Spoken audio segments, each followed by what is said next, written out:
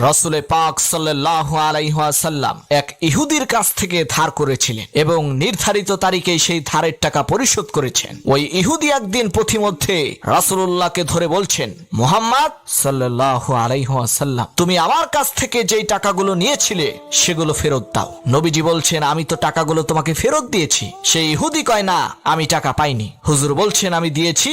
আর সেই ইহুদি বলছে, আপনি দেননি। এমন সময় একজন সাহাবী এসে বলছে, হুজুর, এখানে কি হয়েছে? হুজুর বলছেন, এই লোকটার কাছ থেকে আমি টাকা ধার নিয়েছিলাম, টাকাটা ফেরত দিয়েছি, তারপরও সে বলছে আমি নাকি টাকাগুলো ফেরত দেইনি। সাহাবী বলছেন, হুজুর, আমি জানি আপনি টাকাটা ফেরত দিয়েছেন। হুজুর বলছেন, তা কি করে হয়? আমি যখন তার কাছ থেকে টাকাগুলো গ্রহণ করেছি তখনও তুমি এখানে উপস্থিত ছিলে না, আর যখন আমি তাকে টাকাটা ফেরত দিয়েছি তখনও তুমি দেখোনি। তুমি কি করে বলছো আমি টাকাগুলো ফেরত দিয়েছি? তুমি যে সাক্ষী, এর প্রমাণ কি? সাহাবী বলছেন, ইয়া রাসূলুল্লাহ, আমরা আল্লাহ তাআলাকে চিনতাম না, অসংখ্য মূর্তি পূজা করতাম। আমাদের বাপদাদারা 14 গোষ্ঠী মূর্তি পূজা করত।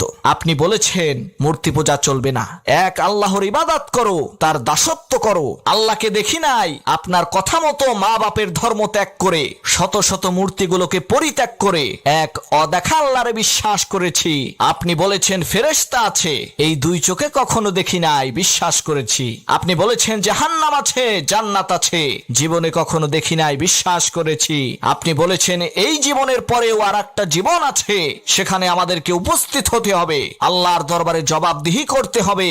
দেখি নাই, সাক্ষী পাই নাই, তবুও আপনার কথা মতো বিশ্বাস করেছি। হে আল্লাহর নবী, কোন সাক্ষ্য প্রমাণ ছাড়া শুধুমাত্র আপনার কথা মতো যদি এত বড় বড় কথা বিশ্বাস করে থাকি, তাহলে ইহুদির সামান্য কয়টা টাকা এই মাত্র আপনি ফেরত দিয়েছেন, এই কথা কেন বিশ্বাস করব না? অবশ্যই ফেরত দিয়েছেন, কোনো সন্দেহ নাই।